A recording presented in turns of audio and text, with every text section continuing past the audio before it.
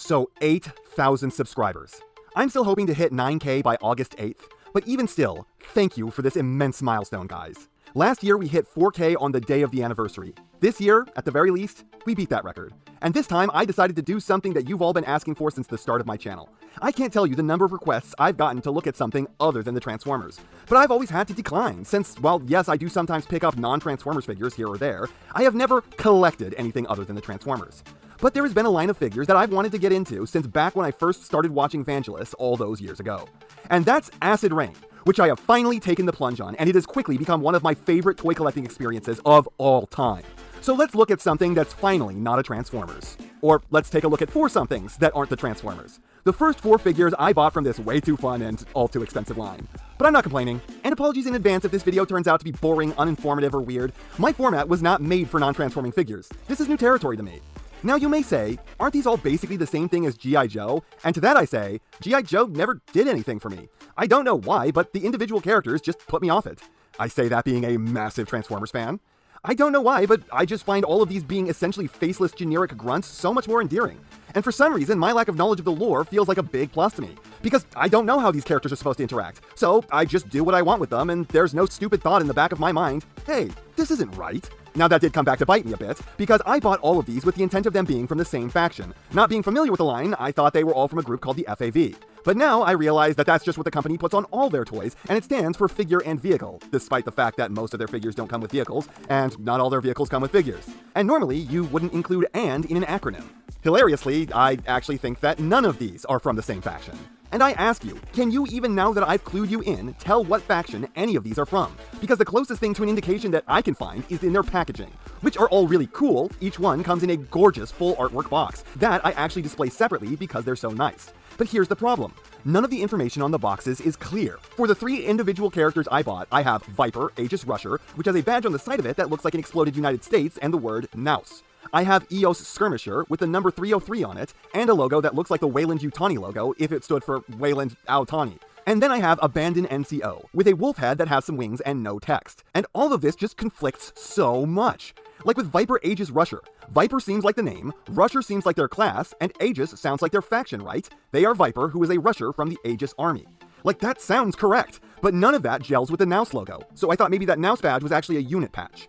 But then you have EOS Skirmisher, and we're already crashing and burning, because now EOS sounds like the name, and Skirmisher is absolutely the class, but Aegis or any other third word makes no appearance. They aren't the Aegis Skirmisher, they aren't the anything Skirmisher. And I guess Aegis didn't mean the faction, so what does that mean? Lastly, you got Abandon NCO. NCO is absolutely his job title. He's a non-commissioned officer. And then if this guy has a name at all, it's going to be Abandon. Problem is, I found out that Abandon is a faction. So is Viper and EOS a faction too?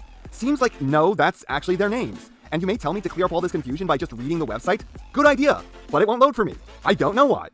And from what I can find out, EOS is from a faction called the Aegers, which is nowhere on the box. And I'm left to come to the conclusion that all of this information is basically useless. Oh well, I'll just continue to treat them all as one faction. The only one who looks even a little out of place is Abandon, and he's not even that bad. Let's actually talk about the figures now though. Starting with Viper, who was the first figure I bought basically at random to decide whether or not this line was for me. Don't know why I chose this one first, considering it's the most expensive of the bunch at $60, but then again, I thought they were all $60 at the time, so I'm just dumb. Inside the cool cardboard sleeve, it gets even cooler, because all the figures come in these ammo crates that you can use with the figures or for storage, giving even the packaging a purpose beyond just display. And these even link together in a few different ways, so they have a wide range of applications. Before I get into anything else, I want to talk about posability, because basically all of these have the exact same levels of posing, so you can keep that in mind when I talk about each of these. Head with a separate neck joint that gives them tons of range, double jointed shoulders that lets them pull almost a 90 without revealing any hinges, elbows that have almost maximum bendage, wrists with swivel, and the left hand typically has Narcissa wrists, while the right hand typically has sword-wielding wrists for better gun-holding poses. Ab crunch, waist crunch, though on this particular figure she tends to pop in half there. Their hips are all slightly limited in various ways depending on the sculpts of their belts and armor. Knees all have maximum bendage with automatic kneecaps, and feet all have swivel, massive toe up, and toe down with a rocker. So very good compared with normal chug stuff, and pretty good compared with MP stuff, and all of it with very little compromise to the sculpt of a human being. They don't need to be robots with big chunky joints to get away with what they're doing. Anyways, for starters on the actual figure, I gotta say that these are all just slightly sticky because they were given an oil wash, but it doesn't really come off on your hands like the Mechanical Alliance Blitzwing. It's just supposed to make the figure look dirty, which, mission accomplished. You know what's hilarious is that I didn't realize this was a woman when I initially bought it. Then I got the figure in hand and I tilted it up and, oh my, That seems to be a lot of chest packed into that armor. Wait, it's all just waifu shit? It always was. You know guns don't work in space, right? Shit. Leaving, not looking back at whatever the hell that noise is. I like my sanity! Double D's aside, this is a pretty cool looking figure. The helmet has a very generic soldier kind of vibe that feels really neutral. They could have wound up menacing, but I think that this is one of the less antagonistic factions. The heavy armor feels really appropriate, considering they are going to be taking gunfire, though why they only have a chest plate that stops just short of their underbust is, well, it's obvious. Toy designers be horny. Unless that's some kind of super bullet-resistant t-shirt, I'd want a bit more coverage myself. And I sincerely have to question why this character wears so much heavy armor, but then just a regular pair of short shorts. I don't know about you, but getting acid rain on my unprotected skin sounds unfun. Viper seems to be wearing elements of an exosuit that the others don't have, and with the rocket launcher, they appear to be the heavy hitter of the group. They come with 2 grenades of the smoke variety, and an indistinct pistol. Said rocket launcher appears to be an RPG. I thought this was like the super future with mechs, and this one at the very least is for sure the American faction. What are they doing with a Cold War era Soviet rocket launcher? The missile does actually fire, and it's kinda compatible with Siege Blast effects. And lastly, I reveal to you all that I'm actually a massive gun nerd. I knew this day would come eventually. And she comes with a Protecta Striker shotgun, quite possibly one of the worst guns of all time. I am baffled by the decision to give a character a bad shotgun from the 80s when they're a rusher. You'd think they'd get a submachine gun or something if they're supposed to be mobile. But instead, they're saddled with a rocket launcher and a shotgun that's so hard to load you'd be better off with a musket because it's safer and less confusing. If you've ever used this gun in a video game, understand that's not how it works, and you practically need a rocket science degree to rewind this, eject all the casings one at a time, unwind it, load all the shells one at a time, and then rewind it again. The only application this gun ever found was as a police breaching shotgun that can blow off all the locks on any reinforced doors, and it's basically bad at that by today's standards. Lastly, she has these 2 things, and I have no idea what they are or what they're for. I am absolutely baffled by this choice of weapon, and so I only ever have this figure with her pistol and rocket launcher. Ultimately, this figure should be more called Viper Aegis Demolitionist. After I bought Viper and saw the quality on display, I immediately grabbed up some more of the most recent figures, starting with Eos, the second most expensive figure costing $50, who is a girl, isn't quite as endowed, and is wearing even less armor, but at the same time, they're still dressed far more practically. Still, I have to question the sleeveless shirt, but at least it makes sense that someone whacking their way through brush like she's supposed to wouldn't wear as much bulky gear. The aesthetic of this one is a lot meaner, with its darker colors and much more closed-off helmet, looking a fair bit more aggressive with the skull painted on it. This is part of what made me think they're from the same faction, because it's the same helmet as Viper with a huge blast visor on it, it would seem. Probably more appropriate on the character who uses explosives, though. That, and there are promotional pics of the 2 together. This figure, along with the rest, is somewhere between Legends and Deluxe class, not being quite as big as the Kingdom Warpath by about a head, and being nowhere near as bulky. All the paint jobs are really well done, with the logo and the skull being both crisp and at the same time they are well worn like they've been through a battle or 2. Eos comes with yet another baffling series of weapons. She's got a revolver, which, why? She's a skirmisher. She should have light, fast, easy-to-use weapons. Stuff to keep the enemy occupied. Having to drop down and load a revolver for 10 seconds at a time in combat is not conducive to that. Then she's got an assault rifle with a stupid future magazine. Why does everyone think in the future magazines are going to go backwards? There's a reason magazines all go the direction they already do. And it's not just because the gun couldn't load if all the rounds are nosediving into it, but because it makes the gun shorter to have it go the other way. If you can have a magazine right at your fist pointing away from you, or you can have one 6 inches in front of your fist pointing back, why would you choose the latter?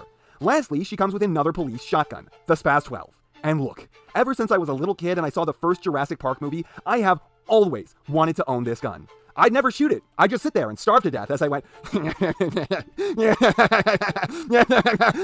But again, shotgun. Not exactly useful for skirmishing or fighting mechas. Lastly, she's got a radio attached to her belt that you can remove and use. Next, you've got the Abandon NCO, who I'm just going to call Abandon like it's his name. This guy was the cheapest of the 4 sets I bought, at only $40, and I basically picked him up solely for that reason. Abandon is the one figure with the style that definitely can be recognized as distinct from the other 3. He is easily the most heavily armored of the 4, with plate on every major body part except the waist. It's also a lot more restrictive, tightly fitting and narrowing around all of his joints. That said, it doesn't conflict with the style of the others, and his color scheme isn't incompatible either. Once again, they've done great work on that front, though this thing looks a lot cooler on its box, as he seems a little dweeby in physical form. This also has both the largest feet of any of the figures, and also the hardest time standing, thanks to the odd shapes of the soles of his shoes.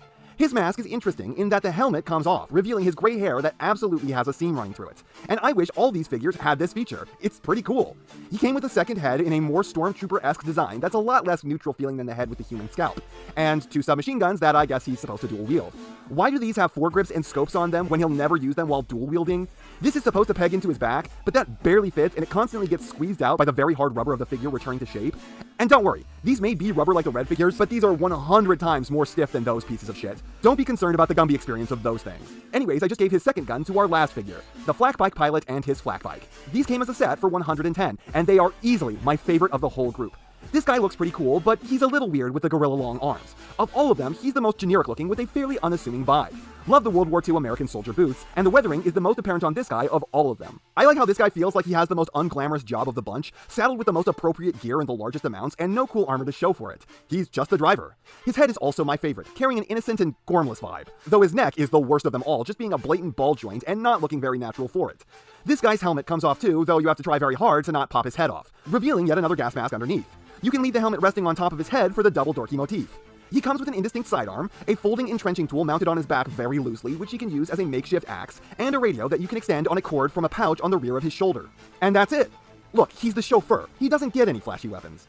Speaking of the Flak bike, it is an absolutely amazing addition, and it makes these figures truly worth the money I chose to spend on them, adding something I didn't know I needed to my collecting repertoire. See, with the Transformers, all the vehicles are people, so it's weird when someone's riding on one, or sitting on the back, or having a conversation while leaning up against it, or heaven forbid, taking cover behind one. But here, this is totally normal, and it leads to being able to use the figures in a lot of different scenarios you wouldn't normally get with the Transformers. A whole new world of diorama posing has opened up to me that I didn't realize I was missing, and that I'm absolutely loving. Almost every day, I'll completely change up how everyone's positioned around this thing. I'm having a complete blast thanks to this stupid non-living vehicle. And the whole thing is so nicely crafted, it's well painted, it has a glove compartment for a pair of binoculars, the light tilts up and down, the control handles can be shifted around if you want tank controls or something, it's covered in pegs for the figures to stand on. It's really cool. And then, through a pretty simple process, the whole thing explodes into an artillery piece. Hey guys, look! It's my first non-Transformers review. And it's a Transformers review. Again! My power cannot be stopped! Oh, this is so goddamn cool. I love this. I wish this was the gimmick of the whole line, but unfortunately, transforming vehicles seems less than common in it. Who needs an assault rifle now, nerds? This is so awesome. The magazine for the cannon even comes off, revealing the shells inside, and this opens up yet more possibilities with the posing, as there are handholds all over, so someone can be like climbing up it to take out the cannoneer, or he can frantically be trying to get into position or trying to not fall off. There is just so much you can do with this. It would have been cool enough as a simple bike, but instead it's also a transformer, and it adds so much play value to the other figures. And what can I say? This line has very quickly blown me away. I never thought I could enjoy toys of humans half as much as I enjoy the Transformers. But man, this gives the Transformers a run for their money. Yes, they are too expensive. $30 to $40 feels like what the individual figures should cost, but I am totally behind the $110 to $120 of the Flak bike and pilot. It just adds so much to the experience I didn't realize I was missing. When I pose my Transformers for display, I either put them in heroic stances or have them fighting. But these guys, half the time I set them up as though they're just hanging out. If I had to rate these, I'd say that the most worth it is the Field Flak bike. You easily get twice the value of Viper out of it, or 3 times the value of the abandoned NCO. The next is probably EOS. I want to like Viper more, but she's too expensive, and the lack of a logical gun drags her down. Plus, the issues with her waist are annoying. Then Viper is next. She is really cool. And then lastly, I gotta go with Abandon. He's just a bit dorky looking. Having 2 submachine guns is about as useful as having 1, especially when the other won't stay pegged in. And he's got basically nothing else except for a second head that I don't want. But that's at least a little cool. But when the main reason I picked him up in the first place is that he was cheap, I gotta put him low, especially with his stupid feat's difficulty standing. So ultimately, I'm thrilled to have taken the dip into this line after all this time. It rapidly became an obsession for me. So if, like me, you've been eyeing these for years, I think you should probably go for it. Do you guys want more of these videos? Let's see how well this one does, and we'll see about doing more in this series. And that's not half what I have to say, but it's enough what I have to say. And I know, you know, what everyone else tells you to do at the end of these videos. So if you liked what you saw here, please do that. And if you'd like to take it a step further, then please share this video with any friend you think may be interested. I hope you all enjoyed listening to me waste your time.